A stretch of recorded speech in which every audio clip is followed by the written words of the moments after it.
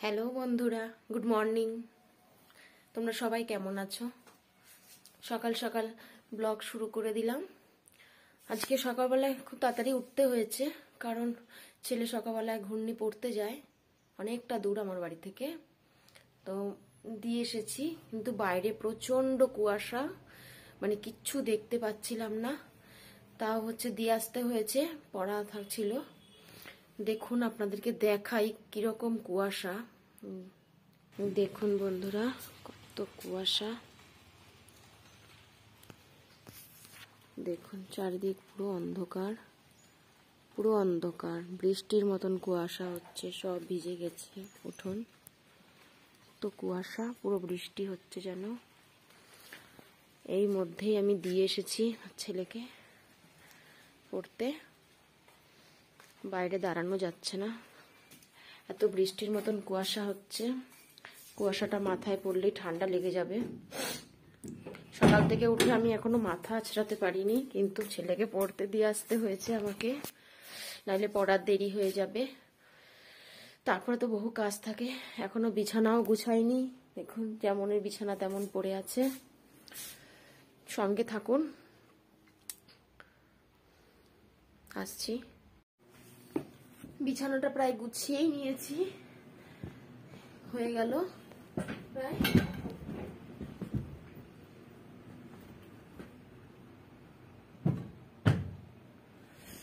তোর মাথাটা একটু আছে নিতে হবে, নাহলে পাগলের মতন দেখতে লাগছে আমাকে পুরো। লোকে পাগলি বলবে আমাকে, আশা করি আপনারাও হয়তো বলবেন। মাথাটা একটু আছড়ে নি।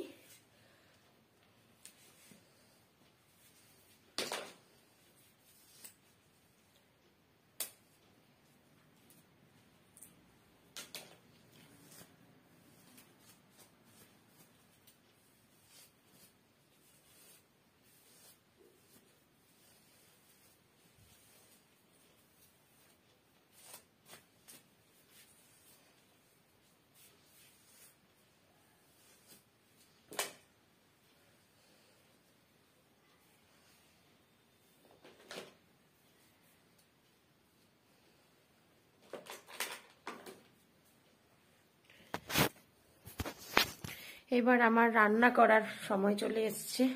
আমাকে এবার রান্না করতে হবে, না হলে সারাদিন রান্না করার টাইম পাবো না। তারপরে আবার 9টা বেজে গেলেই ছেলেকে আনতে যেতে হবে। এখন তো বেশি বাজে না, সবে 7:15 বাজে। তো আমি উঠেছি সেই 5:30টার সময়। সংসারের মানে প্রতিটা মানুষের, আশা করছি আপনাদেরও ঘুম থেকে উঠে প্রধান কাজ থাকে হয়তো বাসি কাজ সেরে ঘর উঠোন সব ঝাড়ু দিয়ে জল টল দিয়ে চা খাওয়া। আর আমার ঘুম থেকে কাজ থাকে, ঘুম থেকে উঠেই নিজে ফ্রেশ হয়েই ছেলেকে ঘুম থেকে তুলেই টেনে তুলে বসিয়ে দিই, দিয়ে ছুটতে ছুটতে আমাকে নিয়ে যেতে হয় পড়তে। বাড়িতেও টিচার আসে, কিন্তু ওইখানে সায়েন্স গ্রুপ পড়ে। তোমার ছেলে একটু বড় হয়েছে, ক্লাস 5-এ পড়ে, তো তার জন্য আমাকে দূরেই নিয়ে যেতে হয় কোনো কোনো সাবজেক্টের জন্য। তো ছুটতে হয় আমাকে। সারাদিনের ছোটার মধ্যেও যতটুকু পারি একটু ক্যামেরার সামনে আসার চেষ্টা করি। খুব ভালো লাগে আমার জিনিসটা। জানি না, আপনাদের আশীর্বাদ থাকলে হয়তো একদিন অনেক দূর এগোতে পারবো। আর আপনাদের যদি আশীর্বাদ সাহায্য না পাই, কখনোই আমি এগোতে পারবো না। দেখা যাক আমি কতটুকু কি করতে পারি। ঠিক আছে, আমি একটু রান্নার দিকে একটু যাই, দেখি আজকে কি রান্না করা যাবে। ঠিক আছে, সঙ্গে থাকেন, আমি দেখছি। অবশ্যই আপনাদের সাথে শেয়ার করব আজকে আমি কি রান্না করছি। হয়তো বেশি কিছু করতে পারবো না, কারণ আমার একটু মিটিং আছে, আমাকে একটু মিটিংয়েও যেতে হবে। তো সেখানে আমাকে 10টার মধ্যে পৌঁছতে হবে। ছেলে নিয়ে এসে ফের আবার ওখানে যাব আমি। দেখা যাক, সঙ্গে থাকেন, দেখছি। আপনাদের অবশ্যই শেয়ার করব আমি আজকে কি রান্না করলাম এবং সারাদিন কি করলাম, কোথায় গেলাম। অবশ্যই আজকে আমি শেয়ার করার চেষ্টা করব। সঙ্গে থাকেন। আজকে ছিম কুচি করে ভাজা করব, আর একটু ফ্রিজে মাছ রাখা আছে, মাছের তরকারি করব। দেখি ছিম কুচি ভাজা কার কার ভালো লাগে অবশ্যই কমেন্ট করে জানাবেন। আমার খুব ভালো লাগে ছিম কুচো করে, বেশ ঝাল কড়া করে ঝাল দিয়ে খুব ভালো লাগে আমার। দেখুন, তো কাটতে বসতে হবে, না হলে আমি আর সময় পাবো না। আমার বাড়িতে জানেন তো, মানে আমি একাই থাকি, আমার ছেলে, আমি, আমার হাজবেন্ড থাকি। তো হাজবেন্ডও সবসময় থাকে না, হাজবেন্ডকে কাজে সূত্রে বেরোতে হয়। আমি আর আমার ছেলেই সারাদিন বাড়িতে একা একাই কাটিয়ে দিই। তাই আমার ভালো লাগে আপনাদের সাথে যদি একটু শেয়ার করতে পারি সবকিছু, আমার অবশ্যই ভালো লাগবে।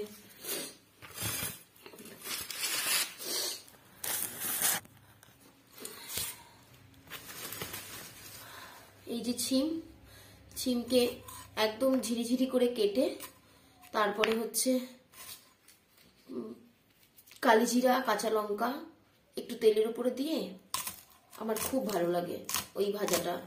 জানি না কার কার ভালো লাগে, আর এটাকে আপনারা বা কি কি বলেন আমার তাও জানা নেই। আমি এটাকে ছিমকুচি ভাজাই বলি। আমার তো ভালো লাগে গরম ভাতে খেতে, দারুণ একটা খাবার শীতের দিনে। আমি কেটে নিই ততক্ষণে। আমার চিম কাটা হয়ে গেল, রান্নাটা বসিয়ে দেবো আমি। দেরি হয়ে যাচ্ছে, ছেলের 9টার সময় ছেলের ছুটি আছে, আনতে যেতে হবে। চিমটা ঝিরিঝিরি করে একদম কেটে নিয়েছি।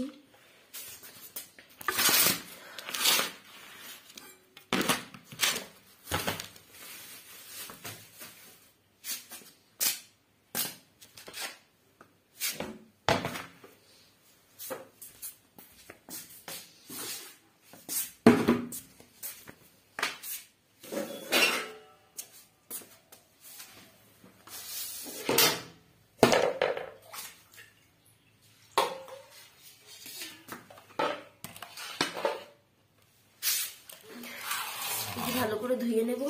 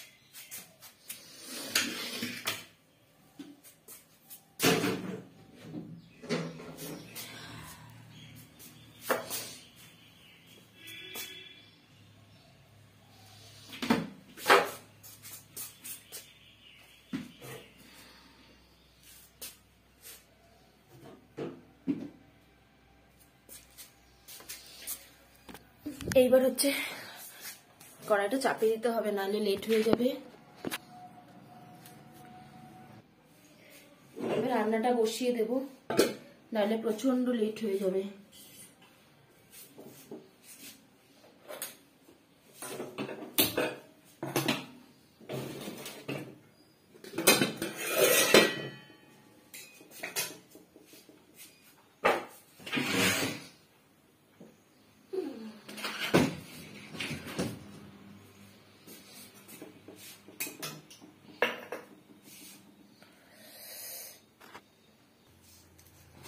শিম ভাজা বসিয়ে দিয়েছি, না হলে হয়ে সারবে না। মাছটা এখনো ফ্রিজ থেকে আনতে পারিনি, কারণ আমার বাড়িতে না ফ্রিজ নেই। আমি তো ভাড়া বাড়িতে থাকি, আমার ঘরের জায়গাটা অনেক কম। তো পাশের দিদির বাড়িতে ফ্রিজ আছে একটা, বোনের ঘরে, তো ওই ঘরেই রেখে আসি আমি। ওরা এখনো ঘুম থেকে উঠেনি, তাই আনতে পারছি না। ঘুম থেকে উঠলেই নিয়ে আসবো, নিয়ে এসে রান্নাটা বসিয়ে দেবো।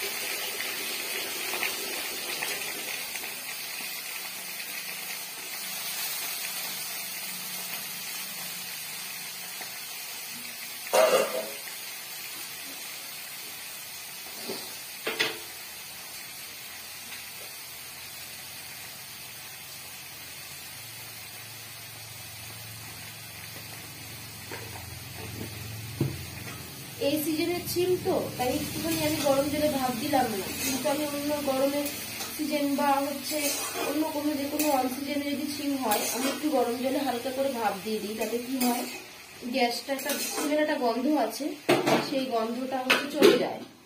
তো শীতের সিম যেহেতু, তো আমার একদম নতুন সিম, আমার হচ্ছে গ্যাসটা লাগবে না, তার জন্য হচ্ছে আমি ভাপ দিয়ে ফেললাম না, একটু একটু আমি হালকা গরম জলে দিয়ে দিই, তাতে গন্ধটা লাগে না। সিমেরও তো একটা গন্ধ আছে। হয়ে যাবে ভাজাটা এখনই, হয়ে গেলেই মাছটা নিয়ে এসে মাছ ভাজা বসিয়ে দেব।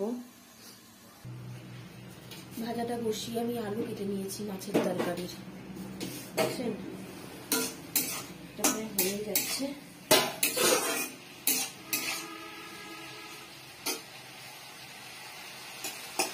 আর একটুখানি হলেই হয়ে যাবে।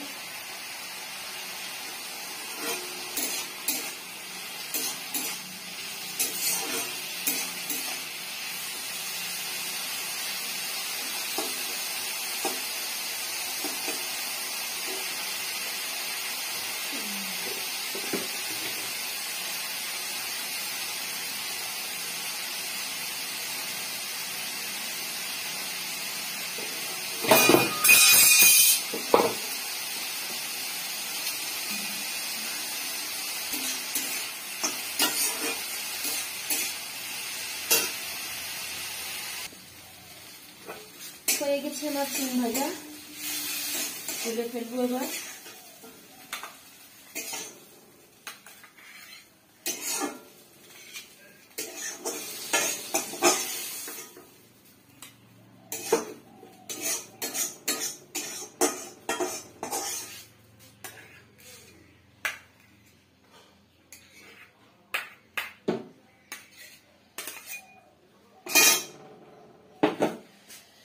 এবার মাছ ভেজে নেব।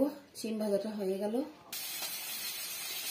মাছ ভাজা হয়ে গেল, এবার তুলে নেব মাছ ভাজাটা। একটা একটা করে মাছ ভাজাগুলো তুলে নিই, ভেঙে যেতে পারে।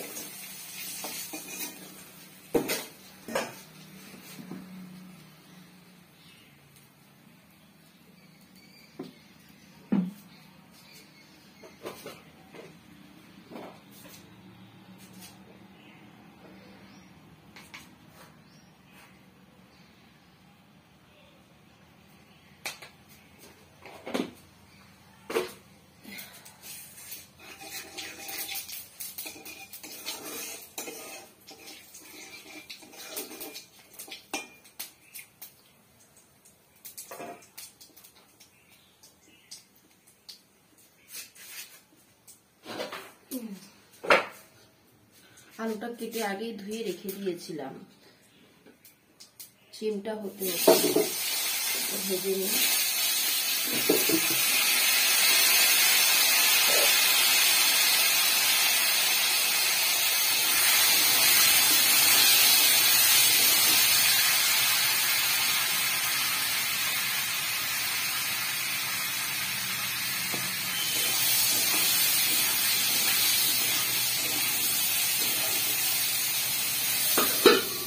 আলু ভাজাটাও হতে থাক, ততক্ষণ আমি একটু অন্য কাজ সেরে নিই। আলুটা ভাজতে ভাজতে মশলা করে নিয়েছিলাম, যেটা আপনাদের সাথে শেয়ার করতে পারলাম না।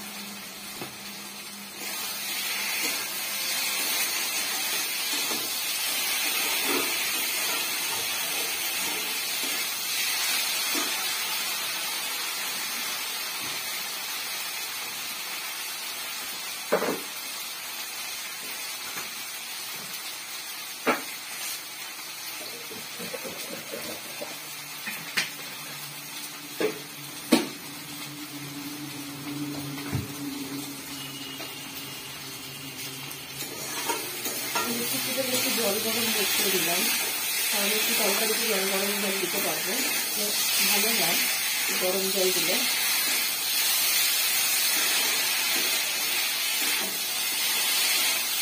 তরকারিটা করে ফিরে আসছি।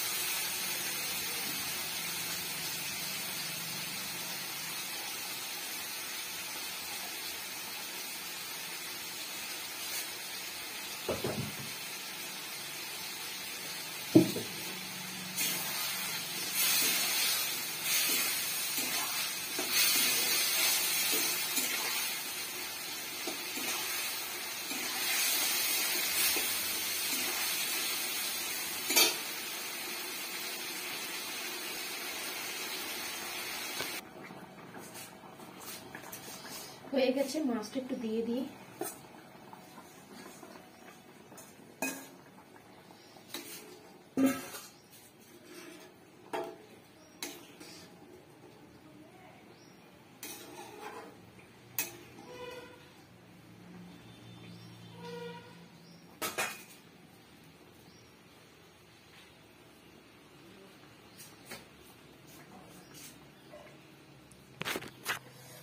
আমার ঘরের জায়গাটা কম তো বন্ধুরা, তো আমি এই কারণে সবকিছু আপনাদেরকে ডিটেলসে দেখাতে পারি না, কিন্তু এভাবেই করতে হয়, যেহেতু আমার এটা নিজের বাড়ি না, ভাড়া বাড়ি। তো রান্না হয়েই গেছে, মাছ তরকারি একটু ফুটছে, ফুটলে নামিয়ে দেব। তো আর সারাদিনে কি কি করছি অবশ্যই সাথে থাকলে দেখতে পাবেন। আর আমি সেরকম ভাবে কোনোদিন ব্লগ দিইনি, তো এবার থেকে অনেকেই রিকোয়েস্ট করেছে আমার কাছে যে এবার ডেলি ব্লগ কিছু দেওয়ার জন্য। ওরাও দেখতে চায় আমি সারাদিন কি করি, যারা আমাকে পছন্দ করে তারা অনেক রিকোয়েস্ট করেছে। তা আমি শুরু করছি এই কারণেই, যত দূর এগোনো যায় আমি চেষ্টা করবো। আর আপনাদের যদি সাহায্য পাই অবশ্যই আমি অনেক দূর এগোতে পারবো, এটা আমি জানি। তো সঙ্গে থাকুন, দেখতে পাবেন আমি সারাদিন কি কি করি। হয়তো সবকিছু আমি আপনাদেরকে দেখাতে পারবো না, কারণ আমি সারাদিনই অনেক ছোটাছুটি করতে হয় আমাকে। আর আমার সত্যি করে ক্যামেরা ধরার মতন কেউ নেই।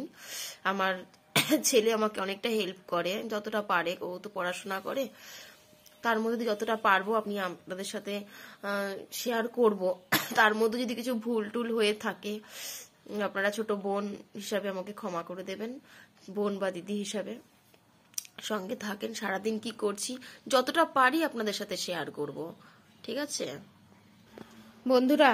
9টা প্রায় বেজে যাচ্ছে, আমার এবার যেতে হবে ছেলে আনতে, কারণ আমার ওইটাও একটা ডিউটি, সব থেকে বড় ডিউটি হচ্ছে ওটাই। এখন বেরোবো, কিন্তু বাইরে এখনো প্রচুর কুয়াশা। তখন তো বাড়ির মধ্যে যেহেতু ঘরের সামনে কুয়াশা কমই থাকে, দূরে কুয়াশা বেশি থাকে ফাঁকা জায়গায়, আমি তখন ভালো করে আপনাদেরকে দেখাতে পারিনি। আমি এখন বাইরে বেরিয়ে আপনাদের একটু দেখাবো যে বাইরে এখনো 9টা বাজে, এখনো কত কুয়াশা আমাদের কৃষ্ণনগরে। আমার বাড়িটা তো কৃষ্ণনগর থেকে একটু 5 কিলোমিটার ভেতরে আসতে হয়, আলাদা রোডে, মাঝদিয়া রোডের দিকে আসতে হয়। তো সেইখানে তো দেখতে পাবেন, আমি আপনাদেরকে একটুখানি দেখাবো, দেখিয়ে আপাতত আজকে রাখবো, পরে আবার আপনাদের দ্বিতীয় ব্লগে আবার কিছুটা দেখাবো আমি সারাদিন কি করছিলাম। আমার একটা মিটিংও আছে, সেখানে যেতে হবে, যতটা পারি আমি শেয়ার করব, যদি পারি আজকে এই ব্লগেই দেব, না হলে দ্বিতীয় ব্লগ শুরু করব পরের দিন দেখাবো, নেক্সট দিন দেখাবো সেটা আমি কালকে কি করেছিলাম না করেছিলাম, মানে আজকে কি করেছি সেটা কালকের ব্লগে দেব। ঠান্ডায় কথাও সব উল্টোপাল্টা হয়ে যাচ্ছে, কিছু মনে করবেন না। আর যেহেতু আমার এটা প্রথম ব্লগ, আমি সেরকম ব্লগ তো কোনোদিন বানাইনি, একদিন দুদিন হয়তো অল্প দিয়েছিলাম। তো আমি তো এইভাবে কোনোদিন ডেলি ব্লগে ঢুকবো আমি কখনো সত্যি ভাবিনি। তো আমাকে সবাই রিকোয়েস্ট করাতেই আমি এসেছি, তো যতটা পারবো আমি দেখাবো আপনাদেরকে। দেখুন কত কুয়াশা বাইরে, কিচ্ছু গাছপালা কিচ্ছু দেখা যাচ্ছে না, একটু দূরের গাড়ি ঘোড়া পর্যন্ত দেখা যাচ্ছে না।